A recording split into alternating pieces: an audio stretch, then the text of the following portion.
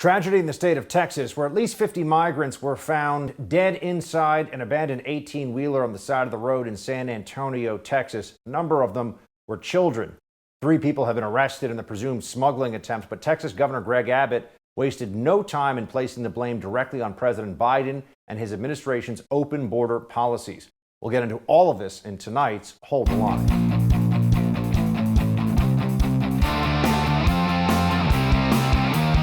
Welcome to Hold the Line. I'm Buck Sexton. An open border has tragic consequences. We've seen this ongoing for years now. When you no longer care about the rule of law at the border, who fills that vacuum? The cartels, the vicious transnational narcotics gangs that engage in the smuggling of drugs that kill tens of thousands of Americans, over 100,000 total overdoses last year alone, and also engage in massive human smuggling operations where the safety of migrants is not even a concern to these vicious cartels. And we see that this results in tragedy like what just unfolded over the last 24 hours. Texas Governor Abbott tweeted out at least 42 people. By the way, that number's risen to 50 people who have now died in total inside a truck carrying migrants in Texas. These deaths are on Biden. They are a result of his deadly open border policies. They show the deadly consequences of his refusal to enforce the law. Yes, they certainly do. The Biden administration has done nothing to clamp down on the human smuggling, has done nothing significant to change the overall incentive structure here, both for the cartels to continue their human and narcotics trafficking in unprecedented numbers across the southern border, but also for the individuals who want to come into America illegally to take extreme risks in that process. These are individuals who are desperate. They're breaking the law. Their safety is not even a consideration for the cartels, and that can have tragic consequences. That can show up as drownings in the Rio Grande, which we have seen, people dying out in the desert of exposure to the heat or from thirst, which we have seen. And now this, the largest migration mass casualty event really in the history of this country. Now, the cartels are, of course, the entity behind this. The policies of the Biden administration make it all easier for those cartels, and that's where the political blame does lie. Criminally, though, of course, we have to find out how this happened and who was involved. San Antonio's mayor says there are 3 persons of interest in custody. Watch. The people that are responsible for subjecting other people to these conditions should be prosecuted to the fullest extent of the law.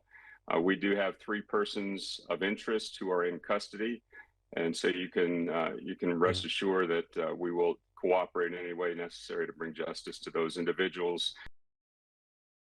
This is yet another sad day for our southern border, which has become an area of lawlessness and perpetual violations, it seems, of our sovereignty. The risks to individuals who are crossing are far too high. The riches the cartels receive from all this, far too much. And people are finally starting to recognize the situation is unsustainable. Prior to this incident, in fact, Texas Sheriff Ed Gonzalez informed the Biden administration that he's no longer interested in being Biden's new ICE director, Immigration and Customs Enforcement. He tweeted out, "I am grateful to President Biden for the honor of nominating me, and I wish this administration well as it strives to overcome the paralyzing political gridlock that threatens far more than our nation's border. Frankly, the dysfunction threatens America's heart and soul." People who are professional border agents of many years, many decades, in fact, are saying this is the worst it has ever been. Do you get any sense from the Biden administration that they believe there is urgency here? Sure, they're going to put out statements about how tragic, and it is deeply tragic, that 50 people lost their lives in one truck crossing the border on behalf of the cartels. And based on the average price that individuals pay for that trafficking across the cartel plaza, their the plot of land, so to speak, that they are in charge of, because the cartels break up the territory between them, you're talking about hundreds of thousands of dollars the cartels would have gotten just from this one smuggling operation. And in this case, it went tragically wrong with 50 deaths. How does this all come to an end? Well, Border Patrol will tell you the only way to stop this is to secure the border. There needs to be something done. It's not enough to just say that this is a tragedy and this is sad. There are policies that could prevent the next human smuggling operation, because Border Patrol right now is overstretched. They are spending so much time dealing with the humanitarian mission of taking in family units, making sure that babies have food and formula, health care for illegal migrants crossing, that cartel smuggling operations like this one are far more likely to occur, because the cartels know that there is a good chance they'll be able to get through our border security. And so it just encourages the lawlessness, and it encourages situations that could result in tragedies like this one. By the way, border agents on average apprehend more than 7,000 migrants right now every single day, and a lot of them are unaccompanied children. The Biden administration is moving forward with a program to house many of those children in North Carolina, apparently. So they've done nothing to stop the flow. They turned off the Remain in Mexico program of the Trump administration that changed the incentive for illegal crossing. And the only thing you can take away from this whole situation at the 30,000-foot policy level is that the Biden administration doesn't want this situation of a porous, really an open border, to stop. They view this as in their long-term political interest. They see this situation as benefiting Democrat power over the long run. They also have a ideological core of, say, 20 to 30% of the Democrat Party who truly believe in open borders. I mean, they actually think that America should kick its doors wide open to anyone, particularly from the developing world. So people that come from poor countries who generally do not speak English, they want them coming into this country in the largest possible numbers. They view them as likely to be more dependent upon the state for assistance and resources, and to vote Democrat as a result. That is the program, that is the plan. Democrats have even articulated this in recent years. This needs to stop. There needs to be a bipartisan decision that we will secure the border. And the only way that's going to happen is if Democrats are annihilated at the polls in the upcoming midterm election. We'll have more on this with the Executive Director of the Center for Immigration Studies, Mark Krikorian, in just a moment. Let's talk about protecting your online data first. A lot of companies say your privacy is guaranteed. We know that's not true. That's why you need a new privacy and cybersecurity application tool called Secure. It's spelled S-E-K-U-R. Secure is using proprietary encryption and offering secure instant messaging and email. With Secure, all of your communications based on servers and data centers hosted in Switzerland without using any of the big tech platforms. Privacy is a big issue now. Without real security, people can read your emails, your messages, even your bank information. Secure will never mine your data and never ask for your phone number. You can send emails to your doctor, banker, lawyer, or anyone else with total confidence that you're not being spied on by your internet provider or big tech. Secure is your solution to stop the constant theft of your digital identity. Costs only $5 for the messenger, only $10 for the messenger and email combination package. Go to secure.com and take back your privacy today. That's SEKUR.com and use promo code BUCK for 25% off. We'll be right back with more. Hold the line.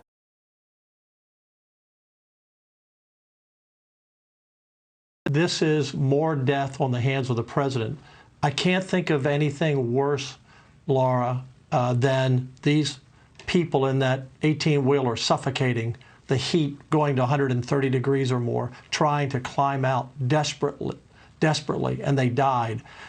Culture of death, whether it's fentanyl that he allows to come over the border because he has open borders that kills our teenagers, whether it's these 46 people, and it may be more, those are in the hospital, are very critical. If ever this nation needs to climb out of the darkness we are in of the Biden administration, now is the time that we all should be on our knees and pray. Texas Lieutenant Governor Dan Patrick blaming President Biden and his open border policies for the heartbreaking tragedy in Texas, where at least 50 migrants were left to die in an 18-wheeler as part of a smuggling operation.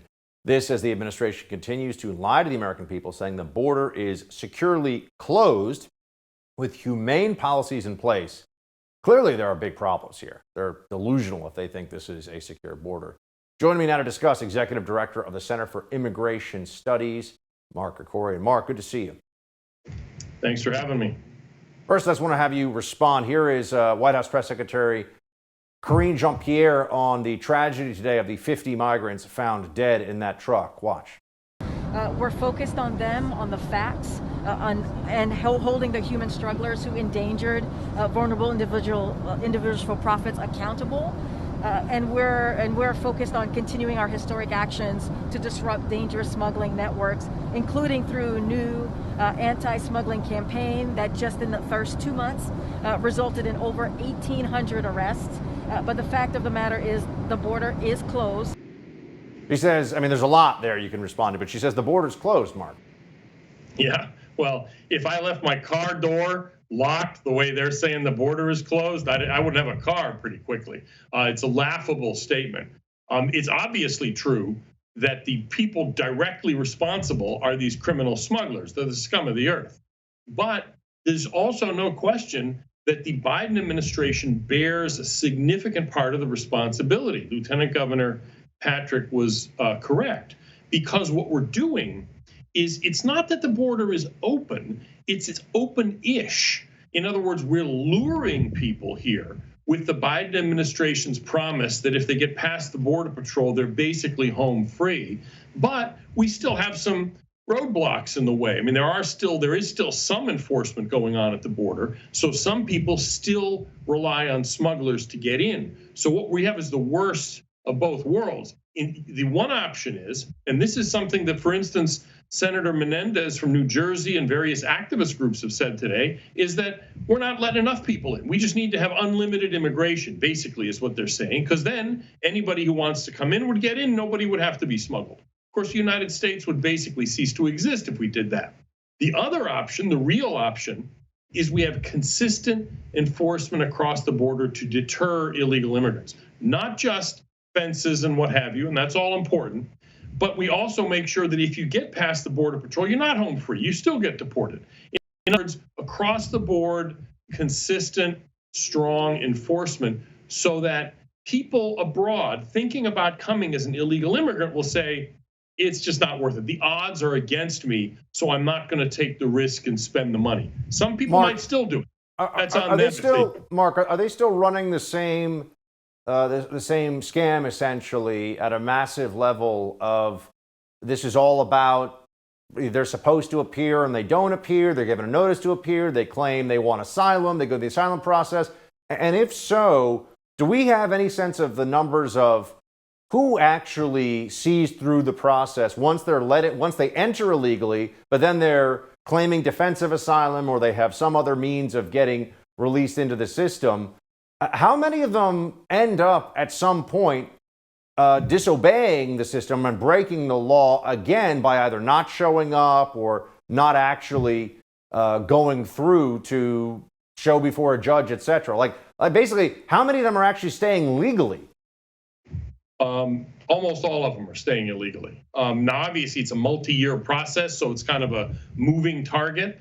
But the fact is that of those people who made it through the first screening interview, that they don't get asylum, but they're considered, okay, maybe they could get asylum. That's the first screening interview. Half of those people don't even then go through the process of actually applying for asylum because they're let go. So why bother? The other half. Is it fair to say, would you say, Mark, 80%, give or take, 80 to 90%, at some point just decide the system's not really for them after they've been let in? Is that what we're looking at? At least. I mean, no question, 80 to 90, maybe even more than that. At one point or another, they may show up for hearings, but then if they're ordered deported, they don't leave. So yes, the overwhelming majority, almost all who don't get asylum end up staying anyway. Well, what kind of interior enforcement do we actually have going on right now? And by the numbers, obviously it's weak, it's Biden, we know that, but are they deporting people in any significant numbers right now from not including people caught at the border crossing in illegally now, maybe turned away under Title 42, But are we deporting people who are just in the country illegally? What's interior enforcement? Yeah. I'm pulling your leg here, but no, they're not. I mean, some people, sure, but we looked at the numbers, and deportations from inside the country, as you suggested, are down in 2021, down by 2/3, more than 2/3. And the administration has always maintained that that's because they're focusing on criminals only. Well, the deportations of criminals also dropped by about the same amount. So the fact is that you really, really have to do something to get ICE's attention in order for the Biden administration to allow ICE to deport you. It still happens, it just doesn't happen very much. GOP Senator Ron Johnson, by the way, is demanding answers from DHS Secretary Mayorkas after a leaked DHS memo about using federal funds to move migrants around the U.S. Ron Johnson said under DHS's plan, taxpayers would foot the bill to send aliens to cities such as Los Angeles, California, Albuquerque, New Mexico, Houston, Dallas, and other places. Taxpayer dollars should be used to secure our border, not further exacerbate the Biden border crisis. What's going on here with the taxpayer dollars from DHS sending people all over the country? So now it's you cross in illegally and DHS puts you on a plane and sends you to Boston so you can go exactly where you want to go? Well, not necessarily. What they're doing is moving people away from the border because the border communities are overwhelmed. And so what they're doing is they're sending people to shelters like the next big city in, Houston or LA or Phoenix or something like that. But if you're actually going to Houston or LA or Phoenix, well, then the government just delivered you to where you're going. And in any case, you have been moved away from the border. The Biden administration's concern with like the burdens this is placing on border towns is not, the way they're responding to that is not to fix the problem and keep people out. It's to move people out faster so that they get into the United States. Right, so that there's no political consequences to people seeing the mobs, in the different detainment centers, et cetera. Real quick, before I let you go, Mark, any thoughts on what's going to come down here from the Supreme Court on Remain in Mexico? I don't know, and it's an important case, but even if they uphold the decision that they have to keep Remain in Mexico in place, this administration even now is under that kind of order from the lower courts, and they've only put a couple thousand people into Remain in Mexico when last month alone they had almost 250,000 illegal aliens. So they're basically ignoring the court order now. I'm not confident that if the Supreme Court affirms the lower court's orders, this administration will do anything different. Mark, we'll have to talk to you more about it when it comes down. Thanks for being with us. Thank you. With Roe v. Wade overturned, pro-abortion groups are suing state governments to prevent abortion bans from taking effect. When we come back, Texas State Attorney General Ken Paxton joins us to discuss the Lone Star State's efforts to shutter the abortion industry. Right now, I want to talk to you about protecting your most valuable asset, your home. I don't know if you saw this, but there was a recent story about an Arizona real estate agent that found the home she lived in was listed for sale. The problem was she wasn't selling her home. She was the victim of home title fraud, a devastating crime happening all over the country. According to the experts at Home Title Lock, the crime is incredibly profitable and hard to detect. An identity thief simply creates a fake title transfer for your home and refiles as the new owner. Then he can take out loans on your home or sell it. Typical identity theft services don't cover you, and neither does homeowners insurance. Home Title Lock does. Home Title Lock puts a barrier around your home's title. The instant they detect anyone messing with it, they help shut it down. So here's what you should do. Go to HometitleLock.com, read the testimonials from former FBI agents, then register your address to see if you're already a victim and don't even know it. When you protect your home, tell them Buck sent you to get 30 free days of protection. HometitleLock.com. Again, that's HometitleLock.com. Texas State Attorney General Ken Paxton joins in a moment.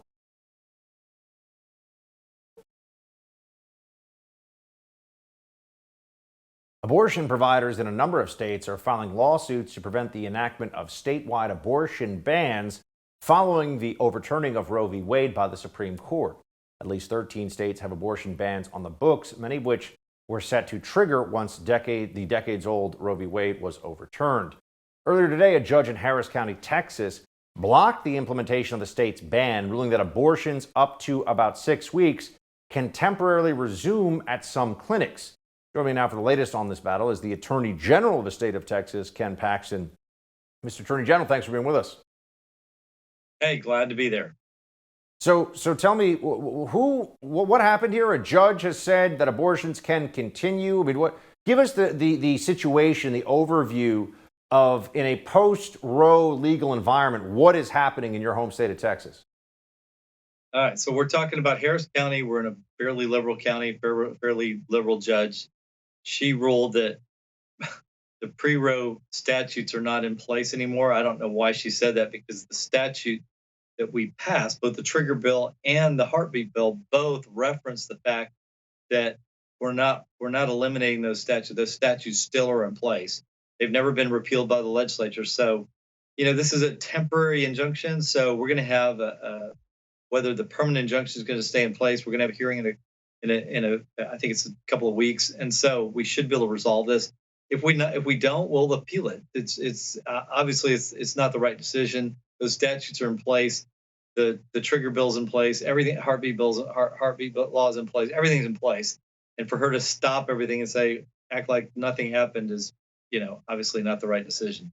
And what is the law now in the state of Texas for everybody watching when it comes to the issue of abortion? I mean, what you mentioned, the trigger laws. Where does the issue stand right now? Yeah, so the trigger bill goes into effect after the court. The court has to issue a final judgment. The final judgment typically is about, I think the deadline is about 25 days. It gives the other side a chance to ask for a rehearing of their case in front of the U.S. Supreme Court. They're rarely granted. I doubt it'll be granted here, but we give them 25 days, and then 30 days after that, the legislature said the trigger bill goes into effect, and abortions are banned, and that's a new law. They were old laws that were struck down by Roe v. Wade. Now Roe v. Wade has been struck down.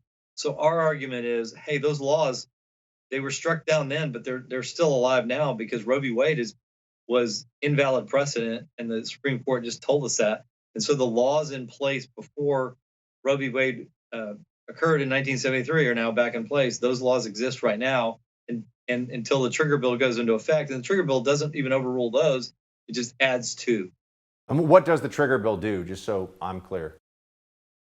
So the trigger bill outlaws all abortions unless it relates to the health of the mother. So the trigger bill, okay. If it was passed by the legislature before Roe v. Wade was struck down, it was passed in anticipation of Roe v. Wade being struck down. So the legislature passed it in May, I think, and it went into effect in September, almost a year ago. And if Roe v. Wade passed, then it sort of retroactively knocked down or put back in place these statutes. I wonder if you could also speak to the possible legality, one way or the other, of a suggestion from a member of Congress, Representative Alexandria Ocasio-Cortez, who wants abortion clinics to be opened on federal land in red states. Watch. I'll start with the babiest of the babiest of the baby steps. Open abortion clinics on federal lands in red states right now.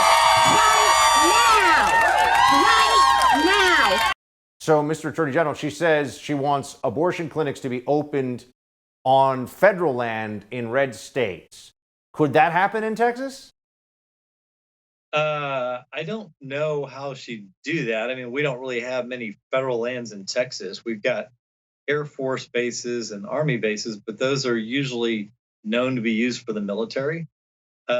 We don't have a lot of federal lands in Texas. Now, there are states like Utah and Nevada that are controlled largely by the federal government. But in Texas, there's just not a lot of federal lands. Sorry, ACO. And switching topics for a moment here, Mr. Attorney General, everyone across the country is reeling in horror at the finding of the migrants in this tractor trailer. 50 of them, as of this show at least, we know are dead. There are others who are in severe risk taken to the hospital, including children. What should people know about how a situation like this can occur? What are the factors from the cartel side to the policy side that allow something like this? I mean, I think it's the worst migrant loss of life tragedy in history. Yeah, this is not the first time, though. This is a larger number than we've had in the past. This will happen again. This is a partnership between the Biden administration and the cartels.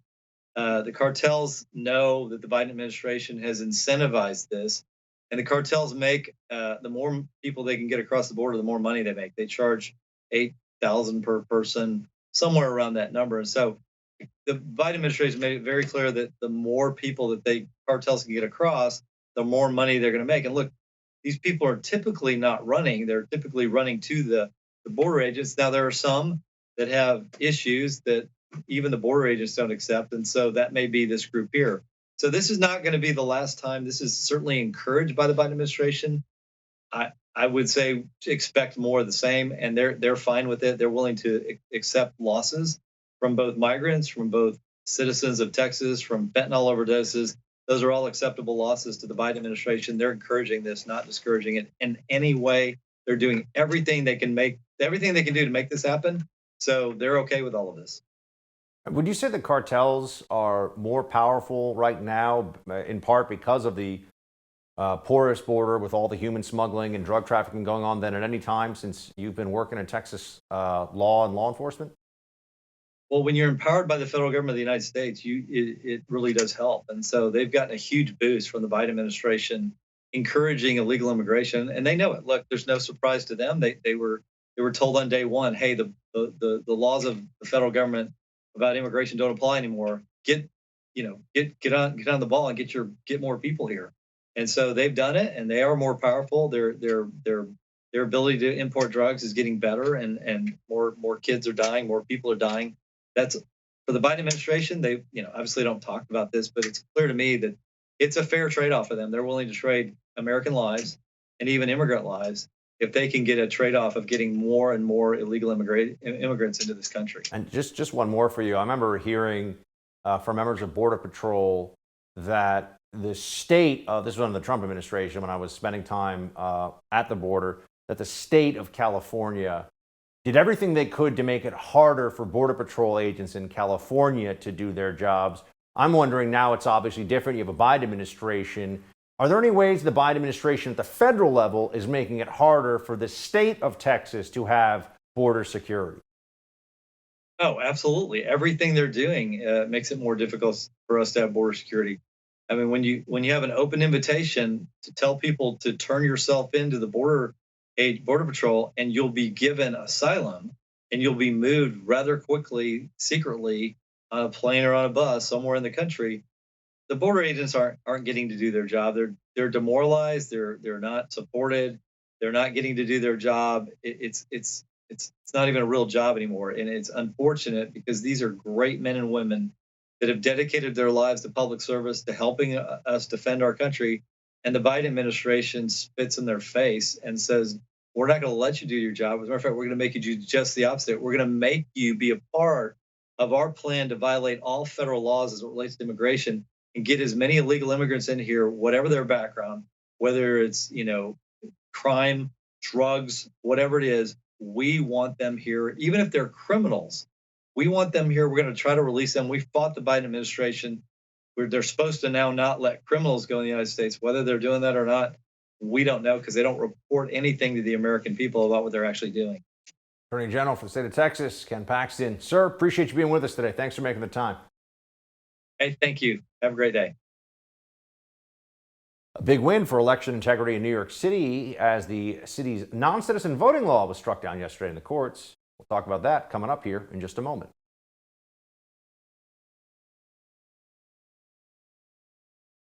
Every administration, including the de Blasio administration, the Bloomberg administration, has been clear saying that this law would be unconstitutional and against the current statute. And now a judge has affirmed that position. Big win for election integrity in New York City yesterday as the city's non-citizen voting law has been struck down in the courts. New York Times reports a law that would have allowed non-citizens to vote in local elections in New York City was struck down on Monday by a state Supreme Court justice on Staten Island who said it violated the state constitution. The measure would have allowed more than 800,000 permanent legal residents and people with authorization to work in the United States to vote for offices such as mayor and city council. So what does this mean for local New York City elections moving forward? The man that led the movement to strike down this law is with me now. New York City Council Minority Leader Joe Borelli. Joe, the sage of Staten Island, good to see you. You too, Buck. Thank you. So you put out a statement on this, the state Supreme Court invalidating the non-citizen voting law. Non-citizen voting in New York is illegal, and shame on those who thought they could skirt the law for political gain. I commend the court in recognizing reality and reminding New York's professional protester class that the rule of law matters. I mean, when you look at the state constitution in New York, was this even a close call? Why did they think they could get away with this? Well, so even I'll stipulate the state constitution is somewhat vague. It says that citizens have the right to vote in elections, which is something we all know and accept. But even if we stipulate that point is vague, there's a state statute on the books, even in blue New York State, that requires citizenship to register for and vote at elections at all levels, from the governor down to the town justice. So it was the combination of that and the state constitution and a third law that required municipalities, if they're changing the way people vote for offices, to go through a referendum process that they didn't do in this case. It was those three things that actually overturned this law. And again, going back 2 decades, every mayoral administration, de Blasio also, Bloomberg, they all said that this was illegal, that the city did not have the power to do this.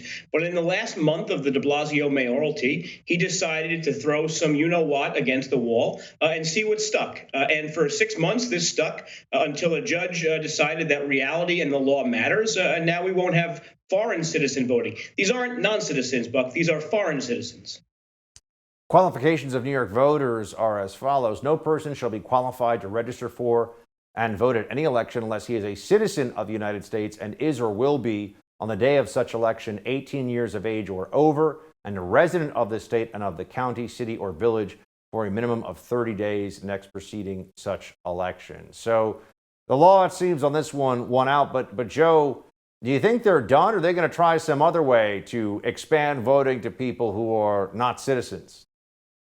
No, they'll forum shop. They'll try to appeal this up to the second department, our first level appeals court in the state. They'll try to make the argument that the application of that law, even though it's plain and simple, you can read it yourself, wasn't applied properly in this case. I don't think that works. What they could do, and what might be the interesting thing to come out of this, is now push at the state level for a change in that law. And to be clear, if they change the statute you just had on the screen, then you could allow municipal voting of foreign citizens in every county and every city election in the state. Unfortunately, though, they would pay a political price for that, because this is one of those things that's not even widely supported within liberal New York City. There were a ton of politicians, especially African-American politicians, who oppose this. They rightly have seen a generation of trying to get black leadership and other ethnicities to get representation in their communities at different levels of government. And they felt that this would water down their contributions to governing our city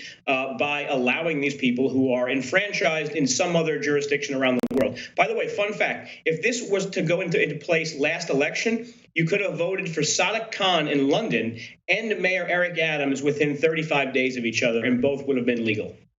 Wow. There you have it. Not on Joe Borelli's watch, though, at least not yet.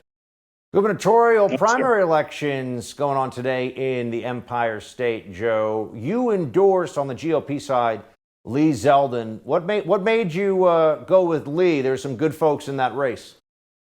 Yeah, I mean, there's three good candidates. I'll be clear about that. I know Rob Astorino and Andrew Giuliani for many, many years. And if they happen to win, I'll be happy to support them, too. But I think Lee is the only person in the race with the experience and statewide mechanics of a campaign that could actually go on and beat Kathy Hochul in November. Lee raised almost $10 million, which is double, basically, what every other challenger for governor had even come close to raising at this point in the past. We've always had ourselves a disadvantage to Democrats, both in terms of fundraising and in terms of enrollment. But when we take that fundraising thing off the table, it becomes much more easy. Also, he's from a part of the state that we need to flip back. I like Trump, you like Trump, but we know that he lost some support in the suburbs. Lee Zeldin will win Nassau County, he'll win Suffolk County, on both Long Island counties, and he'll win part of the Hudson Valley. So geographically, he makes the best case for November to beat Kathy Hochul. How do we look here going up against Hochul, the sitting governor, not actually somebody who won an election to get there, but, you know, we all know Cuomo pushed to the side. She's lieutenant. Now she's the real governor. Her lieutenant governor did not last very long, by the way. I think people are realizing this is not the machine of, let's say, lack of corruption is not quite the trademark of the Hochul gubernatorial period thus far. Can a Republican actually win, Joe? Can a Republican actually beat Kathy Hochul in New York in this fall's election? Yeah, I mean, Buck, you're a New Yorker. I mean, within our lifetime, we had a Republican governor, and he served 3 terms. He was someone who was moderate on many of his positions, someone who was willing to work across the aisle when he had to. Some Republicans didn't like everything he did, and that's fine, though. But no one can dispute the fact that the 1990s were a pretty good time for New York State. They were a pretty good time for New York City as well when we had Rudy Giuliani at the helm there also. So I think there is some nostalgia. I think there is the ability to win. And I think this is the year to do it. Cuomo, for all his faults, had a strong following. He had a lot of support. There were Cuomo-sexuals. There are no Hochul-sexuals out there in any corner of the Empire State. And without those devoted followers and without that real devoted turnout model that Cuomo could have generated, I think it's going to be more difficult than not for Kathy Hochul. Remember, there are only competitive general elections in November in the Republican parts of the state. So most of these congressional districts around New York City and in Buffalo, for example, and some of the inner cities aren't even having a competitive congressional race. So we do have some advantages we can work with. And I think we're in our best position we've been in the past 3 cycles. What's the single most important, if you had to look at one swing demographic in New York State that could be the deciding factor here?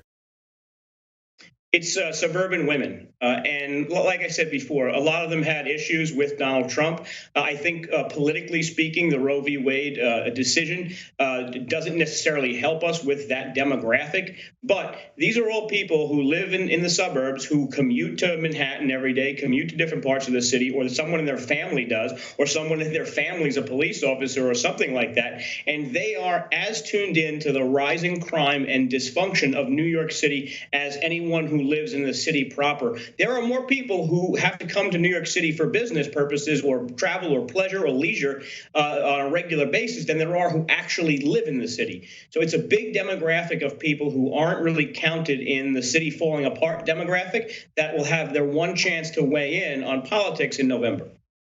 Joe Borelli of Staten Island. Good to see you, sir. Thanks for being here. You too. Thank you. Jeffrey Epstein's right-hand woman, Ghislaine Maxwell, learned her fate today. We'll tell you about that long-awaited decision and more coming up in Quick Hit.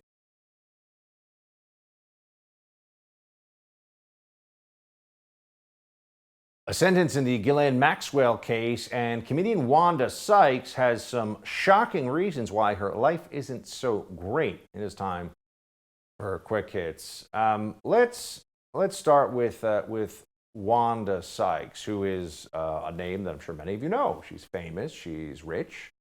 One would think that she would be, and she's an American, so one would think there's a lot of blessings to be thankful for, but comedian Wanda Sykes took a different tone when she was talking to Stephen Colbert, reflecting on her life, and it was also interesting who she blamed it on. Watch. I'm a black gay woman and I have a daughter, so I'm not doing so well right now. The problem is that middle stuff.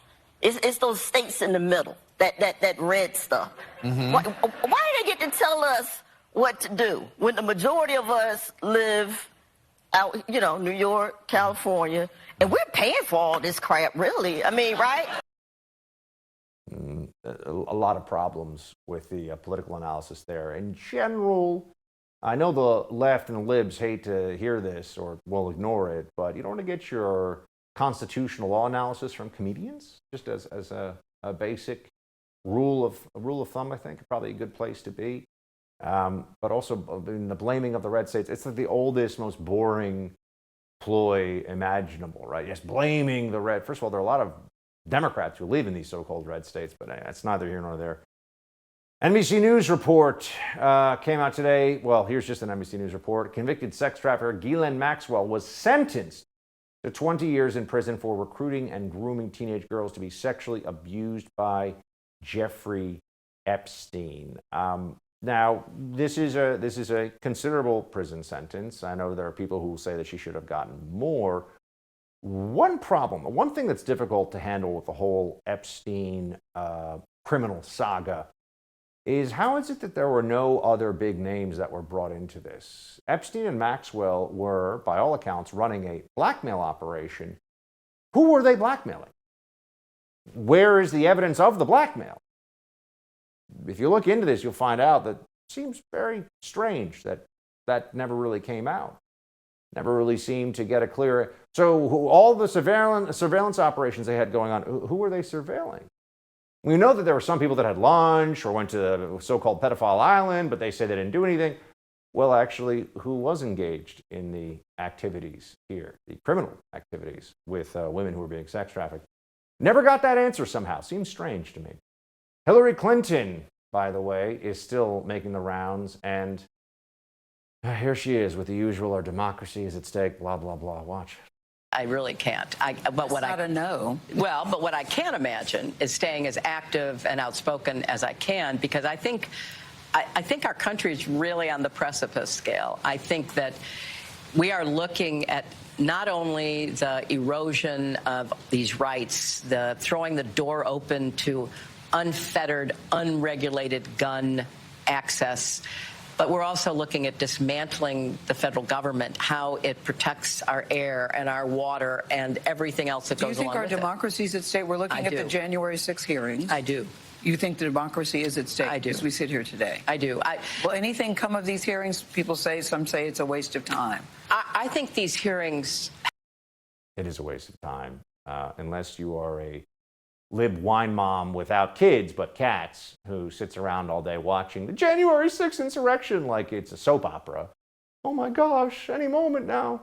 Ridiculous. But Hillary's ridiculous. All the stuff she says there. Yes, our democracy is in such danger from unregulated gun buying.